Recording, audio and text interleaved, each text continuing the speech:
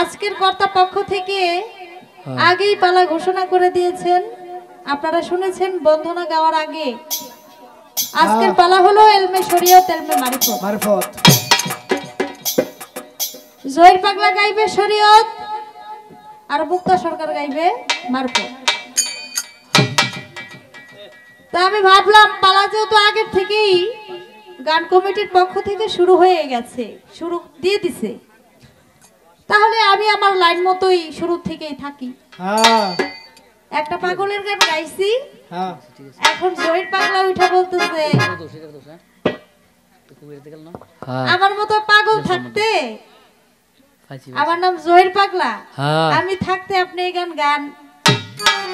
পুরান পাগলে বাদ পায় না, নতুন পাগলের আমদানি। হ্যালো, বুঝছেন? আজকের জন্য তুমি হলো শরীয়তের আলেম, এটাই আজকে তোমার নির্ধারিত দেওয়া হয়েছে, এটা দলিলে লেখা হয়ে গেছে। আর আমি হলাম মুক্তা সরকার, আজকে মারিফতের ফকির। তাহলে এটা যেহেতু দেওয়া হয়ে গেছে, সেখানে আর বাড়াইয়া কোনো লাভ নাই। দুনিয়াতে আমরা কিন্তু সবাই পাগল, সামনে একটু বাড়বে, বাড়ান। কেউ টাকার পাগল, কেউ বাড়ির পাগল, কেউ নারীর পাগল, কেউ আল্লাহর পাগল, কেউ রাসূলের পাগল, কেউ মুর্শিদের পাগল। পাগল তো আমরা সবাই। কেউ টাকার পিছনে ঘুরতে ঘুরতে তার সময়টা শেষ করে ফেলে। একতলা বাড়ি আছে, কিভাবে আরেকতলা বাড়ি, দোতলা বাড়ি করা যায়, আরেকজন আছে সেই চিন্তায়। কেউ কেউ আছে সুন্দর একটা মেয়ে বিয়ে করা যায় কিভাবে, ওই চিন্তায়। ঘুম নাই।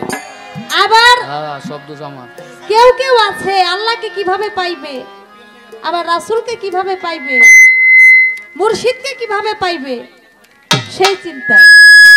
তাহলে দুনিয়াতে আমরা সবাই পাগল, এক একজন এক একজনের পাগল। কবি গানের ভাষায় বলেছে, এক একজনে এক এক ভাবে পাগলামিতে মেতে রয়, দুনিয়াটা পাগলখানা, পাগল ছাড়া কিছু নয়। তাই দুনিয়াতে আমরা সবাই পাগল। তো আজকে বাংলাদেশের নয়, সারা বিশ্বের মধ্যে যার সুনাম আছে এবং সুনাম হচ্ছে জহির পাগলা, তিনি আজকে শরীয়তের পালায় গান করবেন। বাংলাদেশের মধ্যে অত্যন্ত ক্ষুদ্রতম আমি একজন গায়িকা মুক্তা সরকার, আমাকে দিয়েছে মারিফতের পালায় গান করার জন্য।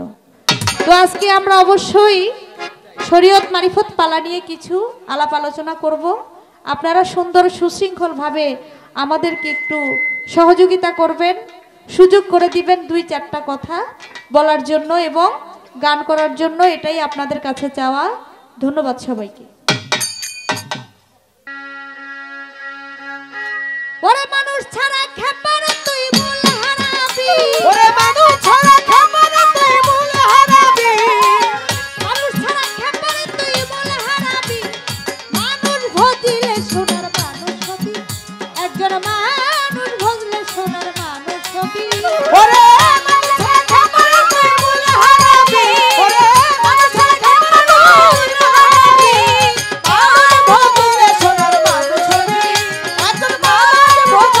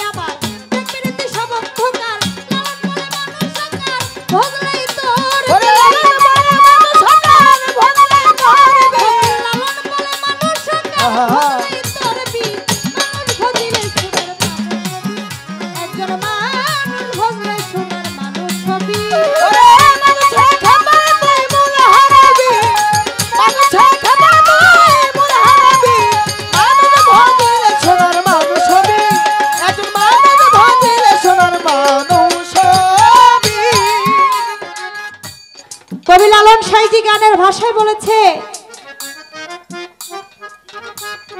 মানুষ ভজিলেই সোনার মানুষ হবি, মানুষ ছাড়া খেপারে তুই মূল হারাবি। হাত পাও নিয়া জন্ম নিলেই মানুষ বলে কয় না, তারে মানুষ হইতে কয়জন পারে। আপনারও হাত পা নাক কান চোখ আছে, আমারও হাত পা নাক কান চোখ আছে। যিনি হযরত পাঁচ পীর শাহ রহমাতুল্লাহ আলাইহি, তারও হাত পা নাক কান চোখ আছে, কিন্তু তার মধ্যে আর আপনার মধ্যে অবশ্যই ব্যবধান আছে। কারণ মানুষ হলো দুই প্রকার, এক প্রকার মানুষ হলো তেফেল, আরেক প্রকার মানুষ হলো কামেল। কামেল যারা তারা অসম্পূর্ণ মানুষ, আর তেফেল যারা তারা সম্পূর্ণ মানুষ। অজ্ঞানী যায় জ্ঞানীর কাছে, এক চৈতন্য জ্ঞান যার হয়ে আছে, তার দেখলেই চিনা যায় তার লক্ষণ। অজ্ঞানী যায় জ্ঞানীর কাছে, চৈতন্য জ্ঞান পাবার আসে, ওই জ্ঞান বিকশিত যার হয়ে আছে, দেখলেই চিনা যায় তার লক্ষণ। একটা হলো চাপা কলি, আর একটা হলো কলির থেকেই ফুটন্ত ফুল। দুইটা কিন্তু এক জিনিস না। মানুষ হইতে হলে একজন কামেল ওলির কাছে গিয়ে আত্মসমর্পণ করতে হবে। কারণ মুসলমান শব্দের অর্থ হলো আত্মসমর্পণকারী। আপনি কার কাছে আত্মসমর্পণ করবেন? এই দুনিয়াতে আল্লাহ রাব্বুল আলামিন তিনি আমার রাসূল করিম হযরত মুহাম্মদ সাল্লাল্লাহু আলাইহি সাল্লামকে দুনিয়াতে পাঠিয়েছেন।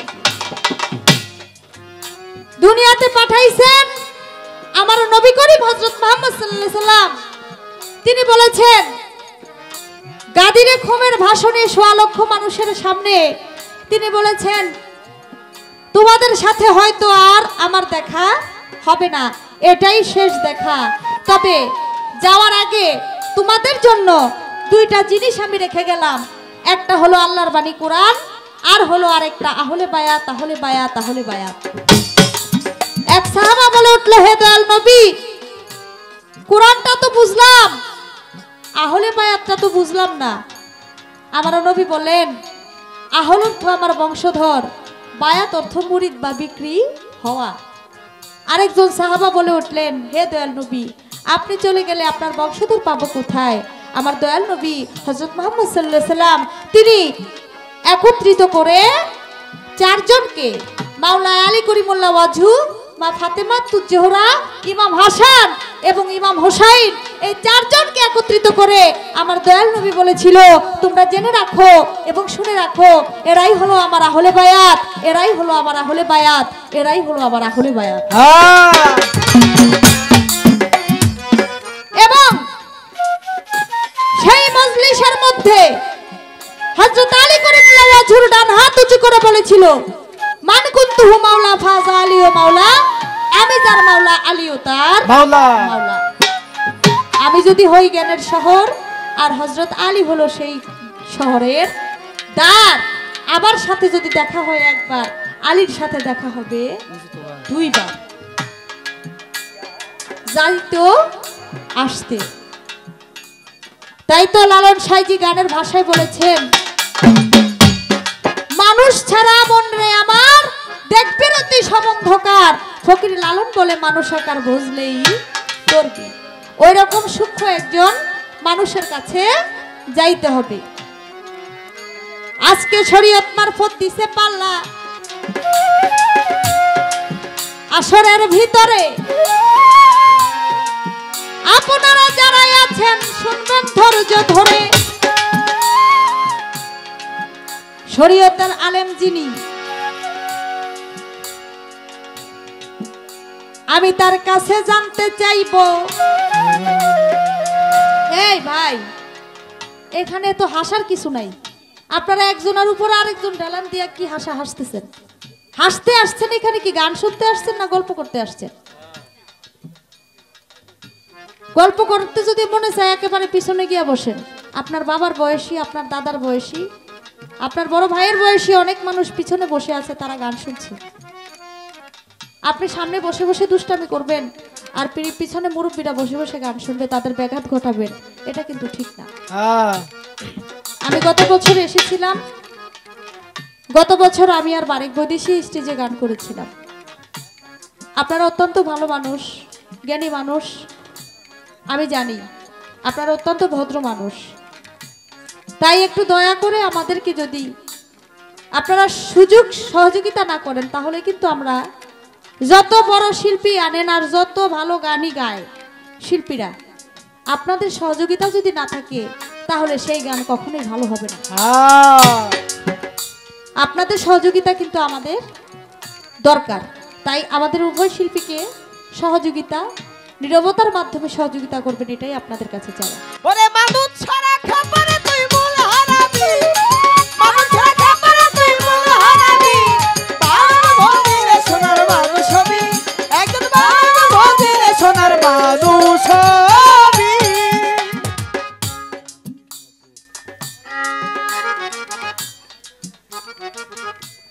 আজকে শরীয়তের আলেম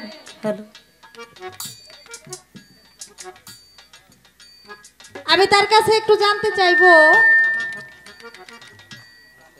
আমার নবী করিম হযরত মুহাম্মদ সাল্লাল্লাহু আলাইহি সাল্লাম তিনি শরীয়ত, তরিকত, হাকিকত, মারিফত চারো তরিকাই করেছেন। চারো তরিকাই আল্লাহ রাসূলের পথ। যিনি শরীয়ত ছাড়া মারিফত করে সে হয়ে যায় ফাসিক, আর যিনি মারিফত ছাড়া শরীয়ত করে সে হয়ে যায় মুনাফিক। উভয়ের জন্য উভয়ের দরকার অবশ্যই আছে।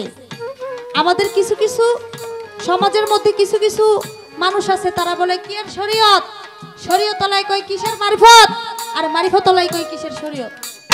এটা কিন্তু ঠিক না। এটা হলো একজনের নামে আরেকজনকে গীবত করা। গীবতকারীকে কখনো আল্লাহ পছন্দ করেন না। আমাদের শরীয়ত করতে হবে, তরিকত করতে হবে, হাকিকত করতে হবে, মারিফতও আমাদের করতে হবে। তবে মারিফতটা অনেক গুরুত্বপূর্ণ একটা বিষয় এবং অনেক উপরের একটা বিষয়। এই বিষয়টা কিন্তু সবাই বুঝবে না। এই বিষয় বোঝার জন্য শরীয়তটা যেমন সহজ, মারিফতটা কিন্তু এত সহজ না। মারিফতটা বুঝতে হলে একজন কামেল গুরু, একজন মুর্শিদের কাছে যাইতে হবে। তো আজকের যিনি শরীয়তের আলেম, তার কাছে আমার একটু জানার বিষয়। আমি শুধু আপনার কাছে জানতে চাই, আপনি বলবেন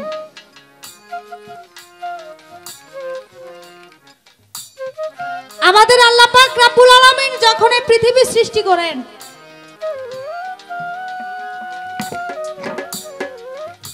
আল্লাহ রাব্বুল আলামিন যখন এই পৃথিবী সৃষ্টি করেন,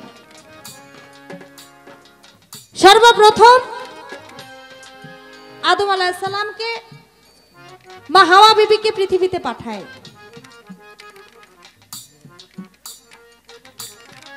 এবং আপনারা জানেন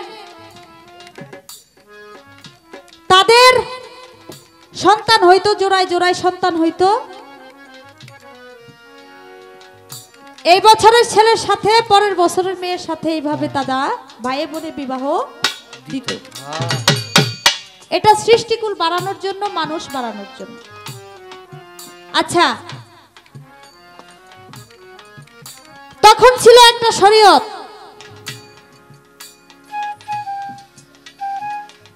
এবং এই যে মারামারি, কাটাকাটি, হানাহানি, এটা কিন্তু ওই আমল থেকেই আসছে। আদম নবীর দুই ছেলে হাবিল কাবিল, তারা তার এক বোনকে নিয়ে মারামারি করে এক ভাই আরেক ভাইকে খুন করেছে। তখনও কিন্তু একটা শরীয়ত ছিল। আসেন আর একটু সামনে বাড়ায়া হ্যাঁ আমার আসল করিম হযরত মুহাম্মদ সাল্লাল্লাহু আলাইহি সাল্লামের যুগে মেয়ে হইলে মক্কাতে মেয়ে হইলে হত্যা করত, মেয়ে হইলে হত্যা করত, রাখতো না।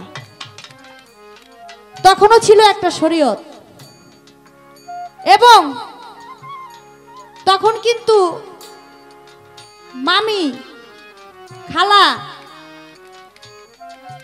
তারপর পুত্রবধূ এইরকম 14টা সম্পর্কে, আত্মীয়র মধ্যে সম্পর্কের মহিলাদেরকে পুরুষরা বিবাহ করতে পারত। আমি প্রশ্ন করতেছি, এটা শুনতে যদি আপনারা ভুল করেন, জহির পাগলা যে জবাব দিবে এটা শুনতে আপনারা ভুল করবেন। আপন এখন যেমন খালাকে বিয়া করা যায় না, মামিকে বিয়া করা যায় না, ফুফুকে বিয়া করা যায় না, আপন বোনকে বিয়া করা যায় না। এটি শরীয়তের ভিতরে একেবারেই হারাম করে দিয়েছেন, বিয়ে করা যাবে না। কিন্তু তৎকালীন আমলে এমন 14টা সম্পর্ক বিয়ে করতে পারত। আমার একটু কথা জানার বিষয়, তখন ছিল কোন শরীয়ত আর ওই শরীয়তটা, ওই শরীয়তের যে বিষয়টা ওইটা বন্ধ করলো কেন এবং কে? আদম নবীর সময় ছিল কোন শরীয়ত, আমার নবীর সময় ছিল কোন শরীয়ত, বর্তমান যে আমরা বসবাস করতেছি এটা কোন শরীয়ত? আর আপনি আজকে জহির পাগলা গান করবেন, আপনি কোন শরীয়ত নিয়ে গান করবেন? কঠিন প্রশ্ন, কঠিন প্রশ্ন, বুঝতে হইব। বই দেখছেন না আপনারা? হ্যাঁ আদর্শলিপি বই, আমরা যখন বই পড়েছিলাম সরু সরে আ ক খ এবিসিডি এগুলো আমরা পড়েছি, কিন্তু এখন একটা বই দেখলেই বোঝা যায় একের ভিতর 4। মানে এখানে সরু সরে আ ক খ আকার ও শিকার গল্প কবিতা সবকিছু এটার মধ্যে একটার মধ্যেই ব্যাখ্যা পাওয়া যায়। আজকে শরীয়তের আলেম সাহেব, আমি একটার মধ্যে আজকে ব্যাখ্যা আপনার কাছে চাই। আশা করি আপনি আমাকে সঠিকভাবে শুধু বলবেন আদম নবীর সময় ছিল কোন শরীয়ত, তখন ভাই বোনে বিবাহ হইতো এবং হাবিল কাবিল 2 ভাই ঝগড়া করে একটা মেয়ের জন্য তারা মারামারি করলো, এটা ছিল কোন শরীয়ত? নবীর সময় ছিল কোন শরীয়ত? সেই শরীয়তে ভাই বোনে বিবাহ করতে পারত এবং আপন মানুষ যারা খালা ফুফু তাদেরকে বিবাহ করতে পারত এবং মেয়ে হইলে তাদেরকে হত্যা করে দিত। সেটা হলো কোন শরীয়ত? বর্তমান চলতেছে কোন শরীয়ত? আর আপনি কোন শরীয়তে আজকে গান করবেন? এই কয়েকটা কথা আশা করি সুন্দর করে তারা ব্যাখ্যা করবে। মাদু ছাড়া খাবারে তুই মূল হারাবি, মাদু ছাড়া খাবারে তুই মূল হারাবি, মাদুর ভজিলে সোনার মানুষ হবি, একজন মাদুর ভজিলে সোনার মানুষ হবি।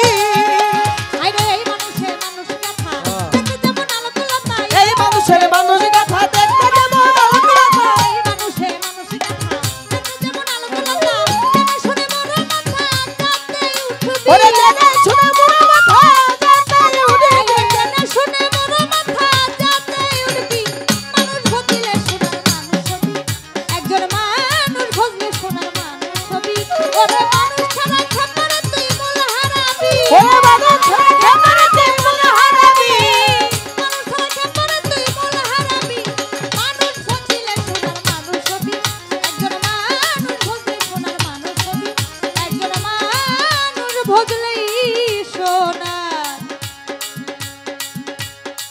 মানুষ হবি।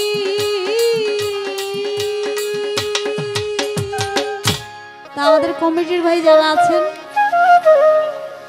সুমন ভাই, মোবারক ভাই, রুবেল ভাই, তারা ছোট বোনের মতো আমাকে অনেক ভালোবাসে এবং আদর করে। গতবার এসেছিলাম, তাদের মহাব্বতে এবারও আসলাম। কে কখন চলে যায় কেউ বলতে পারি না, কারণ আসার একটা সিরিয়াল আছে, যাওয়ার কোনো সিরিয়াল নাই। তাই তো এখান থেকে কেউ বাড়ি পর্যন্ত পৌঁছাতে পারবো কিনা আমরা কেউ বলতে পারি না। চলার পথে বলার পথে মানুষের অনেক ভুল ত্রুটি হয়ে যায়, তাই ভুল হলে অবশ্যই ক্ষমা করে দিবেন, ক্ষমাই মহতের লক্ষণ। আবার পালা মারিফতের পালা। চমৎকার করে পালা গানটা রাখলেন, আমার কাছে প্রশ্ন করলেন। হযরত আদমের সন্তান হয়েছে জোড়া এবং জোড়া,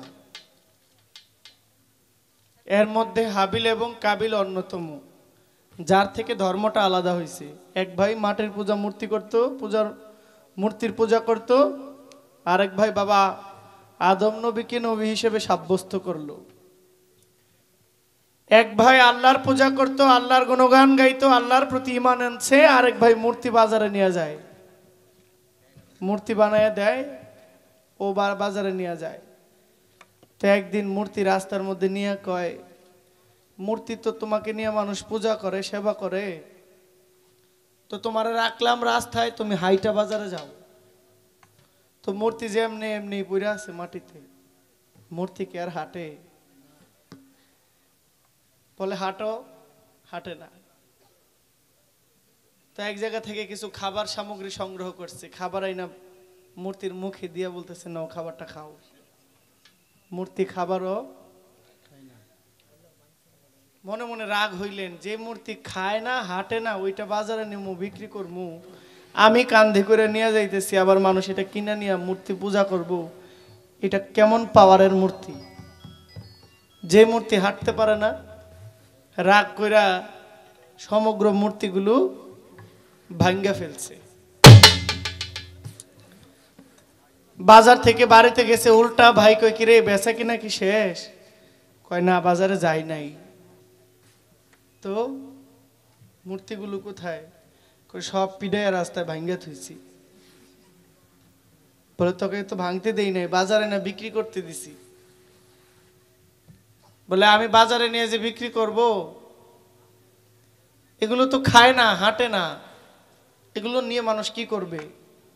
আমি এত করে বললাম হাঁটো, হাঁটে না, খাবার দিলাম, খায় না, রাগ হয়েছে, ভাঙ্গা দিছি।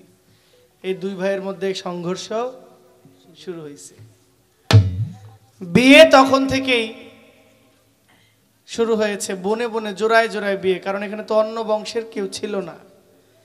পৃথিবীর সর্বপ্রথম আদম সন্তান হইলেন হযরত বাবা আদম শফিউল্লাহ, আমাদের আদি পিতা। কি পিতা? যদি আমার আদি পিতা হয় তাহলে হিন্দু গণেরও আদি পিতা আদম, কারণ আদম নবীর আগে আল্লাহ আর কিছু সৃষ্টি যা করলেন তা আসমানেই ছিল, ফেরেশতাকুল ছিল, মালাইকা ছিল, আল্লাহ রহমতের ফেরেশতা ছিল, আর সর্বসৃষ্টির শ্রেষ্ঠ যিনি ছিলেন রাহমাতাল লিল আলামিন। এটা শীষ দেয় ভাই। যখন আল্লাহ আদম নবীকে সৃষ্টি করলেন, সন্তান হলো, আদম পৃথিবীতে আসলো, আদম সন্তান আস্তে আস্তে বংশবিস্তার করতে লাগলো। ওই সময় যে শরীয়তটা ছিল ওইটা কি? নূহ নবীর আমলে যে শরীয়ত ছিল সেটা কি? ইব্রাহিম নবীর আমলে যে শরীয়ত ছিল সেটা কি? আমার দয়াল নবীর আমলে যে শরীয়তটা ছিল সেটা কি? এবং কি আমি জহির পাগলা আজকে কোন শরীয়ত নিয়ে গান গাইব? প্রশ্ন কয়টা হইল? একের ভিতর ব্যক্তি, তাই না? শরীয়ত গাইব, শরীয়ত বলেন, তরিকত বলেন, হাকিকত বলেন, মারেফত বলেন, সবগুলোই আমার নবীর পথ। যেহেতু আমার নবী শরীয়ত করেছেন, আমার নবী 4 তরিকার নবী, বিশ্বের মধ্যে যত শুদ্ধ তরিকা আছে সব তরিকার মধ্যেই কলেমা লা ইলাহা ইল্লাল্লাহু মুহাম্মাদুর, আপনি যেই তরিকাই করেন এই কলেমা ছাড়া আপনার কিছু হবে? এই কলেমার প্রতি যার ঈমান নাই, কোন তরিকার প্রতি তার কোনো ঈমান থাকতে পারে? আসেন আসল কথায়, এই কলেমা যে মানে না, এই কলেমার উপর যার ঈমান নাই তার কোনো তরিকা হইতে পারে? আপনি কোন তরিকা মানেন কি মানেন না সেটা আমি জানি না, মূল তরিকা হলো আমার রাসূলের তরিকা। আমার রাসূল যা করলেন আমাদেরকে আদেশ করেছেন আমরা করতে হবে। নবী যা বলে তা করব না? নবী যদি মারফত করেন আমি তো মারফত করতে রাজি আছি, প্রস্তুত আছি। তবে একটা সত্য কথা আপনি বলেছেন, ভালো লাগলো। কয় কেউ মারফত করে শরীয়ত করে না, আবার কোন শরীয়ত ওয়ালারা মারফত করে না। হ্যাঁ হ্যাঁ, এটা ভালো বলছেন। তবে আমি ওই শরীয়তের আলেম না, যে শরীয়তের আলেম, যে শরীয়ত কইরা আমার দয়াল নবীর নাম হযরত মুহাম্মদ সাল্লাল্লাহু আলাইহি ওয়াসাল্লাম, এই নাম শুনে যে চুম্বন পর্যন্ত করে না, আমি ওই শরীয়ত করি না, আমি সেই শরীয়ত করি না। আমি একজন গানের শিল্পী, এটা আমার কর্ম, কিন্তু আমারও একটা ধর্ম আছে। আমার ধর্মটা হলো আল্লাহর মনোনীত ধর্ম, যার নাম ইসলাম ধর্ম। এই ধর্মের চেয়ে বড় আর কোনো ধর্ম নাই। এই ধর্ম দ্বারা যদি কেউ আল্লাহ লাভ করতে না পারে আর কোনো রাস্তা না, এটা সংবিধান। আমি একটা গান গাই, ধর্ম পালনের আগে নবীর প্রতি মহব্বত লাগবে। নবীর প্রতি যে মহব্বত করলো তার ধর্ম ঠিক এমনি হয়ে যাবে ইনশাল্লাহ। আর ধর্ম নিয়ে বাড়াবাড়িটা না করাটাই উত্তম। আর এখন বর্তমান বাংলাদেশ বিতর্কের জন্য খুবই শ্রেষ্ঠ। একটা ভালো জিনিসকে নিয়ে মানুষ মাখামাখি করে এটাকে খারাপ বানাইতে বেশি দেরি, কথা ঠিক। আর এখানে ইউটিউবের ভাইরা আছে, ক্যামেরা দেখলে এমনিও অনেকে শরীয়ত মারফতের পালা নিতে চায় না। আমি নিঃসন্দেহে গাই, আমি যা বলবো সত্য বলবো। আমার নবীর যে তরিকার কথা বলবো, এই তরিকার কথা শুনলে অনেকে বিশ্বাস করে, অনেকে মানে না। কে মানলো কে মানলো না সেইটা দেখার সময় আমার নাই। যা সত্য তাই বলবো। যদি ভুল হয় দাঁড়ায়া বলবেন, বাবা এটা ভুল হয়েছে, আমি সংশোধন করে নিব।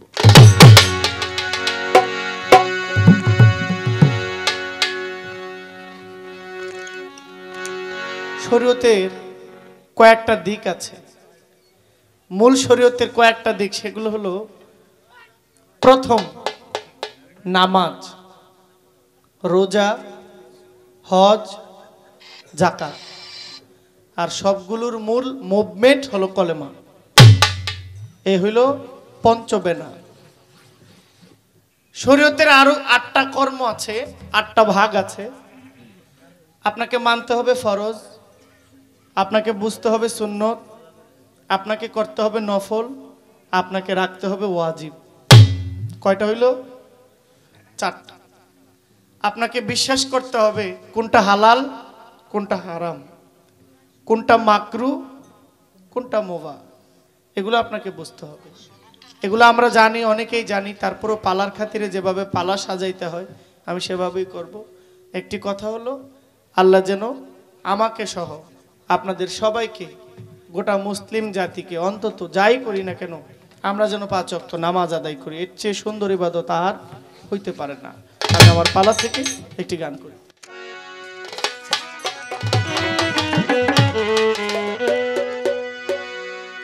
নামাজ পড়ো, রোজা রাখো, নবীর দুরূদ ভুইলো না তোমরা। নামাজ পড়ো, রোজা রাখো, নবীর দুরূদ ভুইলো না। নবী হইলে দেওয়ানা, পাপী উম্মতের লাগিয়া নবী আমার হইলে দেওয়ানা।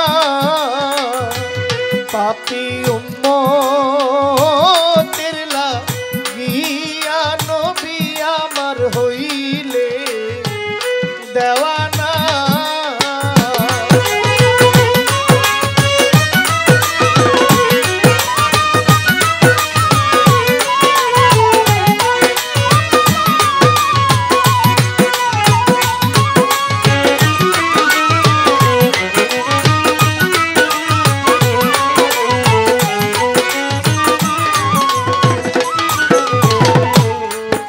আমার নবীর দুরূদ পড়ো সবে, আমার নবীর দুরূদ পড়ো সবে। রোজ হাসরে তোরা ইবে গো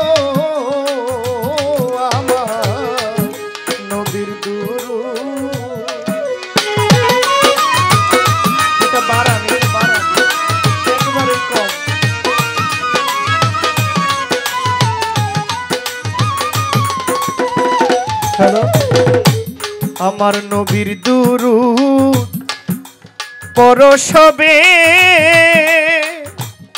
আমার নবীর দুরূদ পরশবে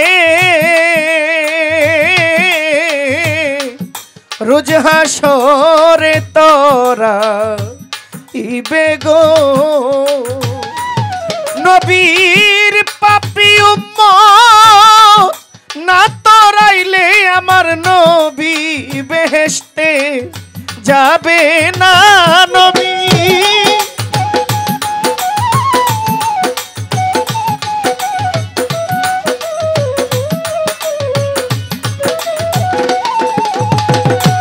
সিচুয়েশন অবস্থা পাঁচটা বন্ধু মিলে ঢাকা সদরঘাট থেকে বরিশালের উদ্দেশ্যে লঞ্চে রওনা দিছে লঞ্চে উঠছে খুব সুন্দর লঞ্চ যারা লঞ্চে চড়ছেন খুব আরামদায়ক একটা পরিবহন আবার ভয়ও আছে কারণ এটা সমুদ্রের উপর দিয়ে যায় মালিক না করো কখন কি হয়ে যায় এটা আল্লাহ ছাড়া কেউ বলতে পারে না সামনে দিয়ে হাইটেন না ভাই বসেন পাঁচটা যুবক ছেলে ইয়াং ছেলে লঞ্চে উঠছে বরিশাল যাবে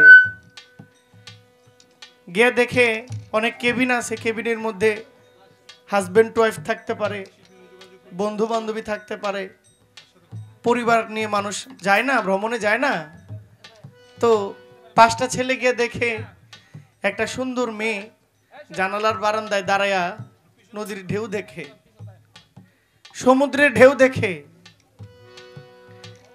পাঁচটা ছেলের মধ্যে অন্ততপক্ষে একটা ছেলেও নাই যে আল্লাহকে মনে প্রাণে সবসময় রাখে আমার মতো দুই একটা দুষ্ট তো থাকেই সুন্দর মেয়ে দেখলে একটু মজা করা একটু বাসি ফু দেওয়া একটু ইফটিজিং করা মনে হইতে পারে না তো মনে মনে উদাহরণস্বরূপ আমি বোঝানোর জন্য বলছি দুইটা ছেলে মনে মনে ভাবছে প্লিজ মায়ের আছে মাফ করবেন দুইটা ছেলে মনে মনে ভাবলো একটা কেবিন তো আছে আজকে যদি মেয়েটা থাকতো ভালোই তো লাগতো কি বলেন এমনটা হইতে পারে না যে ছেলেগুলো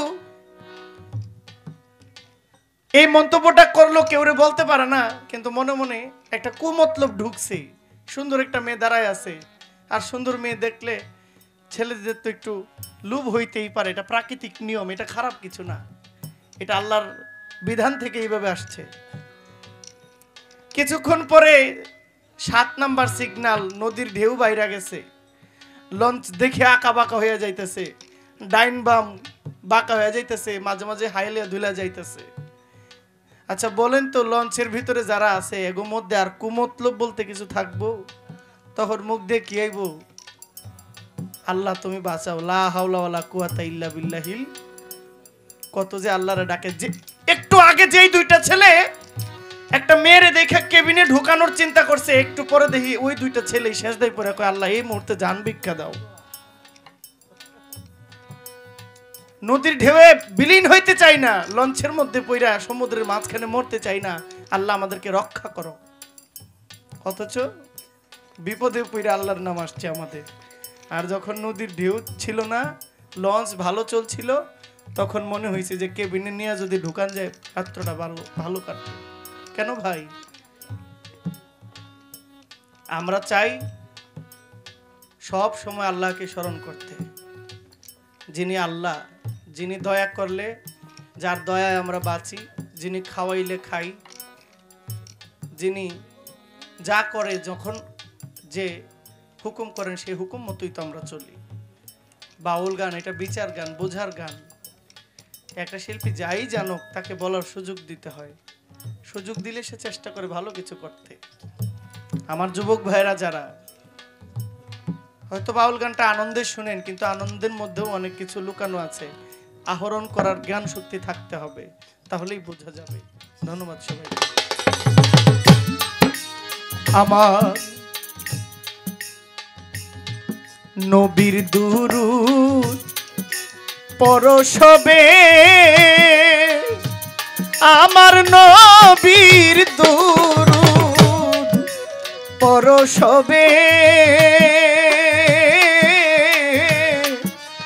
রোজ হাসরে তোরা ইবে গো নবীর পাপী উম্মত না তরাইলে আমার নবী বেহেশতে যাবে না নবী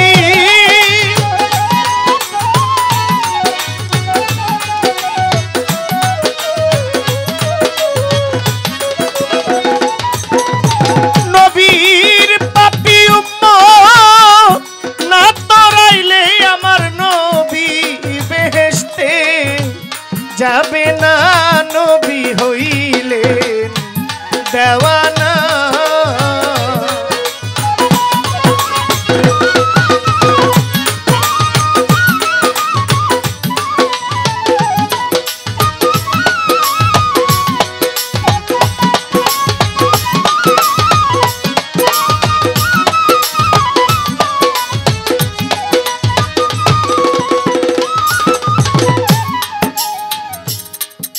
আমার নবী যেই দিন ওফাত হইল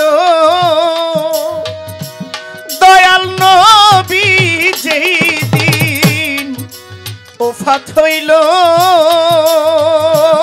সকল সাহাবীরা দেখতে পাইল গো আমার নবী যেই দিন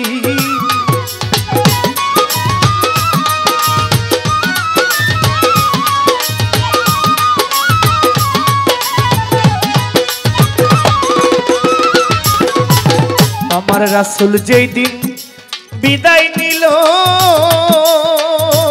সকল সাহাবাগণ দেখতে পাইল গো নবীর ঠোঁট দুইখানা নড়তে ছিল নবী উম্মতের নাম ছাড়লো না নবী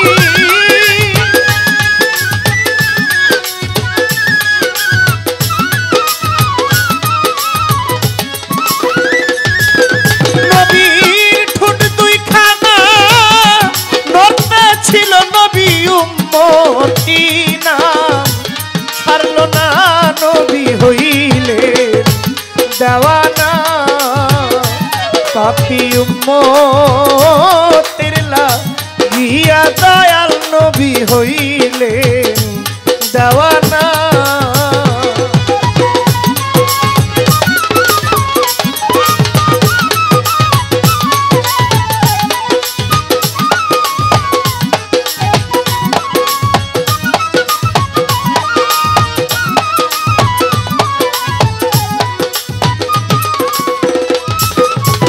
বাউল খুরশেদ মিয়া বাউল মতি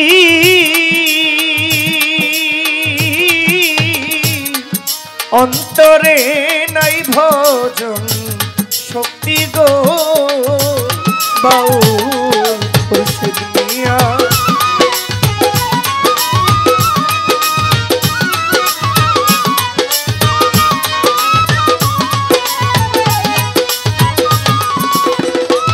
বাউল খুরশেদ মিয়া বাউল মতি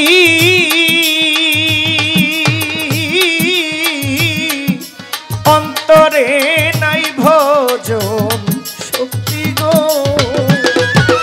নবী কিসে আমি পাবো মুক্তি উপায়ন্ত দেখি না নবী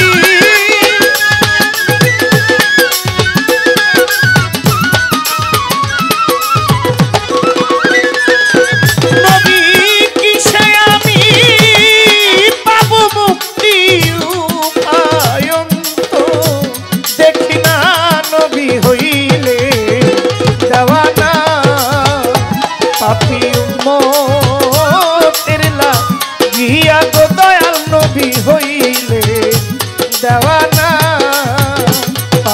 উম্মত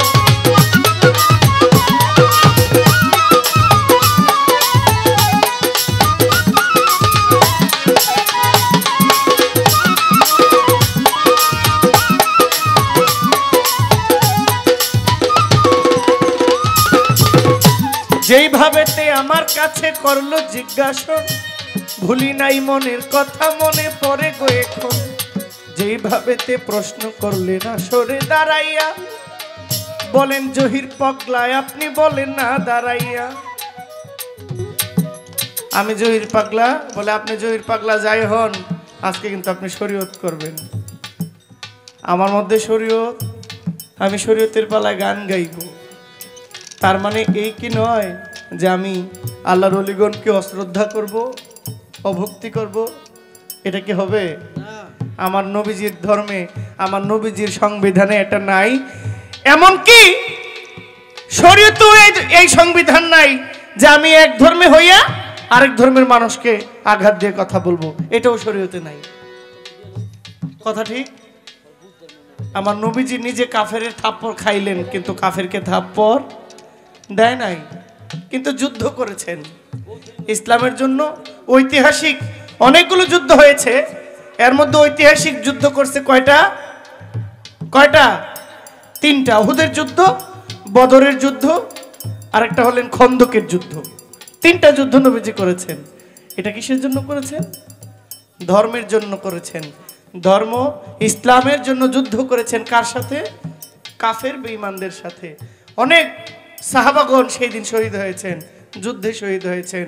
এমনকি আমার দয়াল নবীর 2টি দন্ত মোবারকও শহীদ হয়েছে।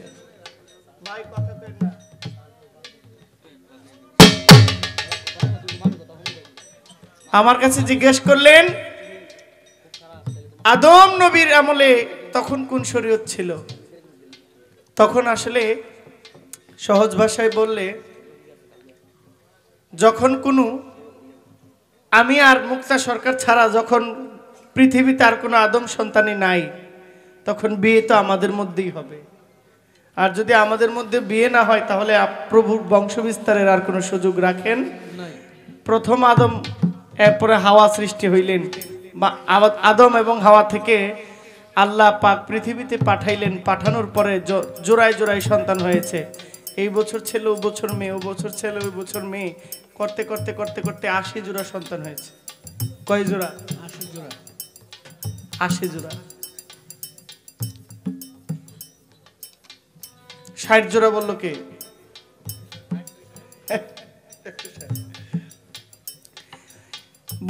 বড় ভাইয়ের সাথে ছোট বোনের বিয়ে, বড় ভাইয়ের সাথে ছোট বোনের বিয়ে।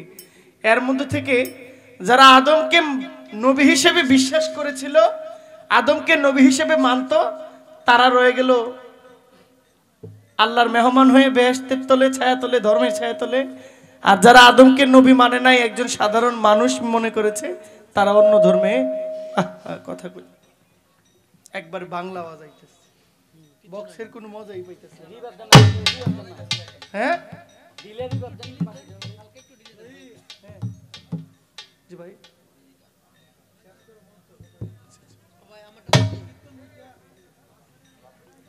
তো ওই ইসলামটাই ছিল একরকম। আসলেন ইব্রাহিম নবীর আমলে। ইব্রাহিম নবীর বাবার নাম কি? আজর ব্রাহ্মণ। কি নাম? ব্রাহ্মণ ছিল।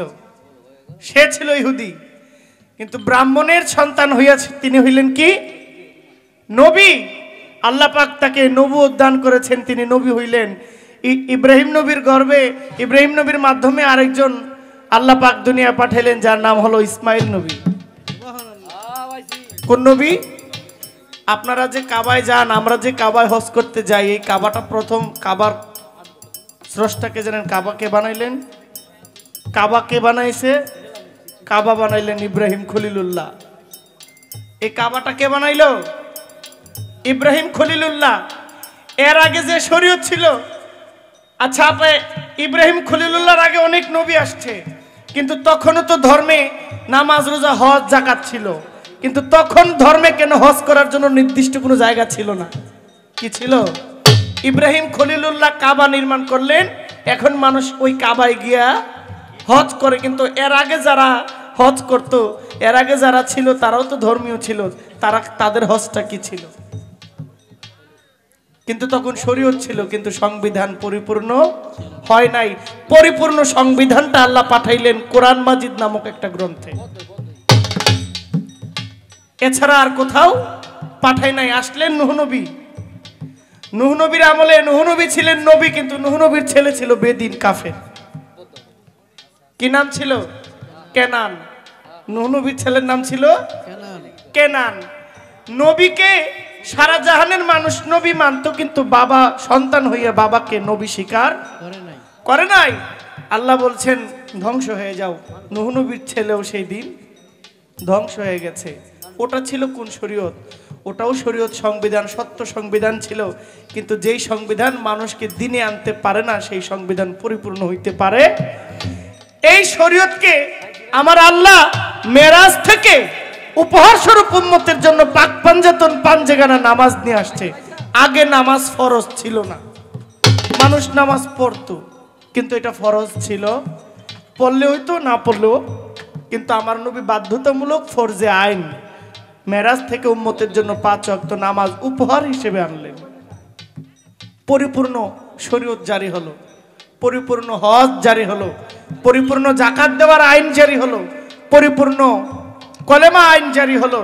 কিন্তু মূলত পক্ষে আমার নবীর আমলে যে শরীয়তটা ছিল, যে যুগটা ছিল, সেই যুগটার নাম হলো আইয়ামে জাহিলিয়াতের যুগ। আমার নবীজির একজন সাহাবা ছিল, ওনার একজন কন্যা সন্তান জন্ম হয়েছে। কন্যা সন্তান যখন জন্ম হয়, এই কন্যা আস্তে আস্তে বড় হয়, দেখতে সুন্দর হয়, ছেলেরা বিয়ের প্রস্তাব দেয়। আমার রাসূল সাল্লাল্লাহু আলাইহি ওয়াসাল্লামের কাছে গিয়ে বলেন, হুজুর, আল্লাহর কসম করে বলি, যখন আমার মেয়ে আস্তে আস্তে বড় হয়, আমার মেয়ে দেখতে লাবণ্যময়ী চেহারা, সুন্দর হয়, অনেক বিয়ের প্রস্তাব আসে। যখন বিয়ের প্রস্তাব শুনলাম, আমার রাগ বাড়তে লাগলো, আমার মধ্যে ক্রোধ সৃষ্টি হলো। আমি ভাবলাম শয়তান কুমন্ত্রণা দিচ্ছে, এই জন্য মেয়ের বিয়ের সময় হচ্ছে। আমি আমার স্ত্রীকে বললাম, স্ত্রী, তুমি আমার মেয়েকে সাজিয়ে দাও, আমি আমার মেয়েকে নিয়ে তার মামার বাড়ি, আত্মীয়দের বাড়ি বেড়াতে যাব। এই কথা বলার পরে স্ত্রী তার মেয়েকে খুব আনন্দের সাথে সাজায় দিলেন, গহনা অলংকার পরাই দিলেন। মেয়েকে নিয়ে গেলেন এক নদীর তীরে। নদীর তীরে গিয়ে দেখে মেয়ে বুঝতে পারলো যে বাবা আমাকে এখানে মারতে আনছে। মেয়েকে ভাবলেন, মেয়েকে বলতেছেন, মা, আমি তোমাকে এখানে কেন আনছি জানো? বলে, না বাবা, তবে আপনার অবস্থায় বুঝছি যে আমার মনে হয় হায়াত ফুরিয়ে আসছে। বাবা, আপনি না আমার মার কাছে কথা দিয়েছেন, আপনি আমাকে মারবেন না, আমাকে বেড়ানোর জন্য নিয়ে আসছেন, তাহলে কেন আমাকে ভাসাই দিবেন? আবার সেই ব্যক্তির মনে দয়া হলো, ওই ব্যক্তি পিছন দিকে চলে যায়। আবার শয়তান তাকে কুমন্ত্রণা দেয়, ফালাই দেয়। আবার নদীর কিনারে গেলেন মেয়েকে নিয়ে, এবার মেয়েকে নদীতে ভাসাই দিলেন, ফালাই দিলেন। মেয়েটা পৃথিবী থেকে বিদায় হয়ে গেল। নবীজির কাছে সাহাবা আয়েশা বললেন, হুজুর, আমি আমার মেয়েকে নদীতে ভাসিয়ে দিয়ে আসছি। আমার রাসূল কাঁদলেন, ফেরেশতাগণ কাঁদলেন, বলেন, যদি এই যুগে যদি হত্যার আইন থাকতো, আমি তোমাকে হত্যা করতাম, কিন্তু আমার নবীজি তাকে হত্যা করলেন না। আমার নবীজির আরেকজন সাহাবা, ছোট্ট এক মেয়েকে দাওয়াত খাওয়ানোর কথা বলে পাহাড়ের চূড়ায় নিয়ে বালু গর্ত করে সেই বালুর মধ্যে বালি চাপা দিয়ে দেয়। আমার নবীজি বলেন, ও নিষ্ঠুর পাষাণ, আজকে থেকে কোনো মেয়েকে তার বাবা মাটি দিতে পারবে না, এমনকি হত্যাও করতে পারবে। তারপরে আমার নবীজি আইন জারি করছে যে আজ থেকে যদি কোনো বাবার ঘরে কন্যা সন্তান জন্ম হয়, ওই বাবা আবার মেয়ে হইলেই হবে না। যদি মেয়ে ধর্ম বিধান না মানে, তাহলে তো কিছু করার নাই। বাবা হাজি, মেয়ে যদি পাজি হয়, কিছু করার আছে? বাবা গিয়ে স্টেজে ওয়াজ করব, আর মেয়ে গিয়ে বিউটি পার্লারে যাইব, আবার গিয়ে পার্কে বিনোদন দিব, তাহলে তো হইব না। ওই বাবার কপালে তো আবার বেহেশত থাকবো না। মেয়েকে ধর্মীয় আইনের শিক্ষায় রাখতে হবে, বাধ্যতামূলক রাখতে হবে। আমি কোন শরীয়ত নিয়ে গান গাই? আমার রাসূল আমাকে যে শিক্ষা দিয়েছেন, কোরআন আমাকে যে শরীয়ত দিয়েছে, হাদিস আমাকে যে শিক্ষা দিয়েছে, নবীজির সিয়াসিত্তা আমাকে যে ধর্মীয় শিক্ষা দিয়েছে, আমার রাসূল যা সংবিধানে বলে গিয়েছেন, আল্লাহ পাক নবীজির উপরে যে বই নাজিল করেছেন 30 পারা আল কোরআন, ওই কোরআনের মধ্যে যে শরীয়ত আছে, আমি জহির পাগলা সেই শরীয়তেই মানতে রাজি আছি। এর বাইরে যাওয়ার ক্ষমতা আমার একটা বেড়া সংবিধান। আপনি দেখেন এই যে বেলুনটা, এটার কোনো ছিদ্র নাই, একটা ছিদ্র ছিল, বাতাস ঢুকানো হয়েছে, মুখ আটকাই দেওয়া হয়েছে, বেলুনটা সুন্দর হয়ে বড় হয়েছে। যদি একটা ছিদ্র করে দেওয়া হয় এটার মধ্যে থাকবো? আমাদের জীবনের শরীয়তটাও এমন সংবিধান, এই শরীয়ত দিয়ে সুন্দর করে চারপাশ ঢাকিয়ে রাখতে হবে। এই ঢাকাটার মধ্যে যদি একটা ঝামেলা থাকে তার শরীয়ত হবে। আর শরীয়তের সর্বপ্রথম কাজ হলো চোখের হেফাজত করা, জবান হেফাজত করা। যার এই দুইটা জিনিস হেফাজত থাকবে তার জন্য বাকি জিনিসগুলো এমনি সহজ হয়ে যাবে ইনশাআল্লাহ।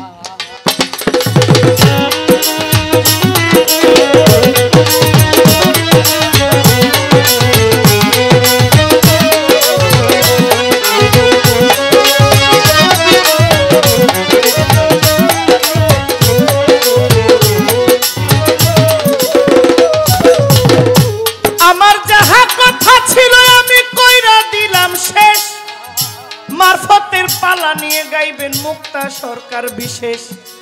মারফতের ফকির চমৎকার ভাবে গান করলেন, কথাও রাখলেন। তা আমার তো প্রশ্ন আছে, আপনি দয়া করে বলবেন, আমার দয়াল নবীজি যে মারফত করলেন, আমার নবীজি হেরা গুহায় 17 দিন ছিল। কোন গুহায়? হেরা, পবিত্র হেরা নামক গুহার মধ্যে, যেখানে নবুয়ত প্রাপ্ত হয় নবীজি, যেখানে কোরআন নাজিল হয় নবীর উপরে। মনোযোগ দিয়ে শুনবেন, যেখানে নবীজির উপরে কোরআন নাজিল হয়, আমার দয়াল নবীজি নবুয়ত প্রাপ্ত হন। 40 বছর 2 মাস বলে বয়স। হেরা নামক গুহার মধ্যে নবীজি 15 দিন, কোনো দলিল মোতাবেক 17 দিন বলে হেরা নামক গুহার মধ্যে নবীজি ইবাদত করতেন। মা খাদিজা বাড়ি থেকে রান্না বান্না কইরা আমার রাসূলের জন্য নিয়ে যাইতেন খাবার খাওয়ার জন্য। আপনি দয়া করে বলবেন, ওই 17 দিনের মধ্যে আমার দয়াল নবীজির 5টা মারিফত প্রকাশ হয়েছিল। 5টা, ওই হেরা নামক গুহার মধ্যে 5টা মারফত প্রকাশ হয়েছে। এই 5টা মারফত কি? 17 দিনের মধ্যে আমার দয়াল নবীজি এই জায়গায় ইবাদত করতেন, নামাজও পড়তেন, সব কিছু করতেন। কিন্তু আপনি দয়া করে বলবেন, এখানে যে 5টা মারিফত প্রকাশ হইল, এই 5টা মারিফত কি? এটা আপনার কাছে পাপী উম্মতের লাগিয়া নবী আমার হইলে দেওয়ানা। পাপী উম্মতের লাগিয়া নবী আমার হইলে দেওয়ানা। পাপী উম্মতের লাগিয়া নবী আমার হইলে দেওয়ানা।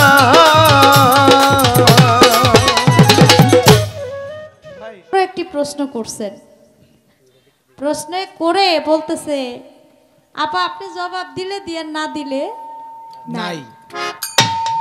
মন চাইলে জবাব দিয়েন, না মন চাইলে নাই। তাহলে এটাই যদি তুমি বলবা, তাহলে প্রশ্নটা কেন করলা? প্রশ্নটা করছো তো একটা উত্তর পাওয়ার জন্যই। এখন যদি না দেই, তাহলে অনেকে ভাবতে পারে যে মুক্তা সরকার মনে হয় প্রশ্নের উত্তরটা জানে না, এর জন্য বলে নেই। হ্যালো হ্যালো, আমি একেবারে বেশি গল্প না করে অল্প কথার মধ্যে আমি জবাব দিব। আপনারা জানেন আমার দয়াল নবী হযরত মুহাম্মদ সাল্লাল্লাহু আলাইহি সাল্লাম, তিনি হেরা পর্বত গুহার মধ্যে সাধনায় মগ্ন ছিলেন। তাকে সবচাইতে বেশি সাহায্য এবং সহযোগিতা করেছিলেন আমার দয়াল নবী হযরত মুহাম্মদ সাল্লাল্লাহু আলাইহি সাল্লামের যে স্ত্রী ছিলেন মা খাদিজাতুল কুবরা। তিনি ইসলামের জন্য আমার দয়াল নবীকে অনেক সহযোগিতা তিনি করেছেন, এবং সেই হারা পর্বত গুহার মধ্যে সে খাবার নিয়ে আমার দয়াল নবীর জন্য যাইতেন। ভাই বাইকটা শীষ মারে, কথা বলতে গেলে কিন্তু শীষ মারে, এটা একটু খেয়াল রাখবেন। হ্যালো হ্যালো, সেখানে সর্বপ্রথম সূরা আলাকের 5টি আয়াত নাজিল হয়। আপনারা জানেন সেখানে সর্বপ্রথম কোরআন শরীফের 5টি আয়াত সর্বপ্রথম নাজিল হয় এবং জিব্রাইল আলাইহিস সালাম আমার দয়াল নবীকে বলেছিল আপনি আবার একটু পড়েন। হ্যাঁ আমার দয়াল নবী বলল আমি পড়তে পারি না। তখন জিবরাইল আলাইহিস সালাম বলে আপনি আমার বুকের সাথে বুক মিশান।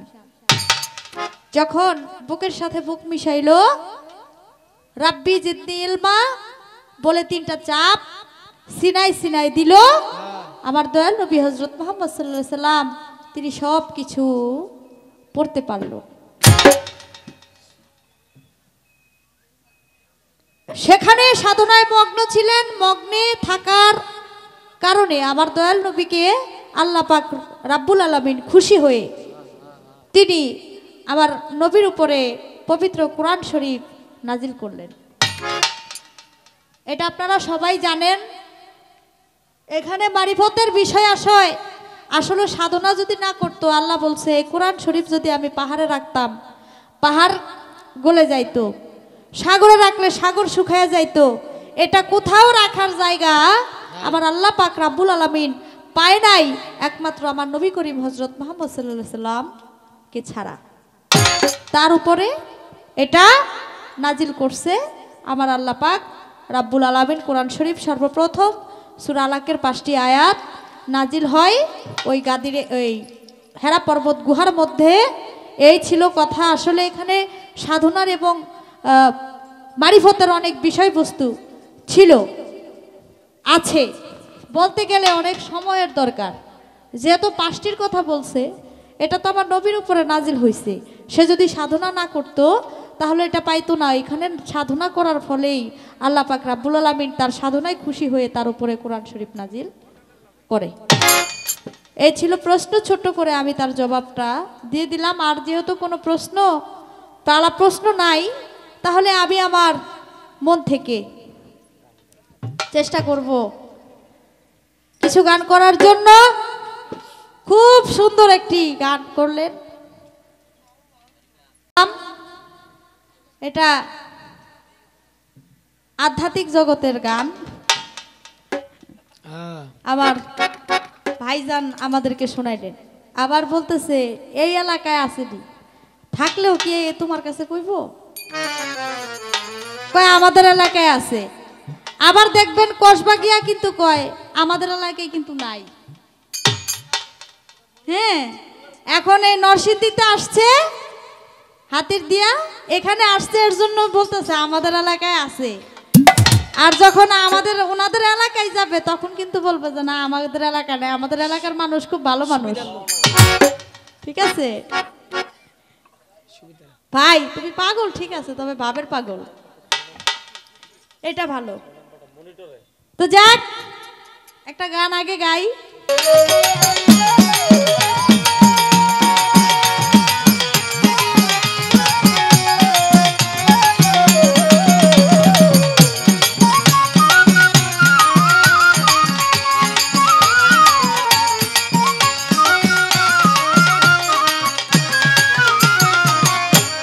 নিদয়া নিষ্ঠুর রে বন্ধু তুই তো কুলো না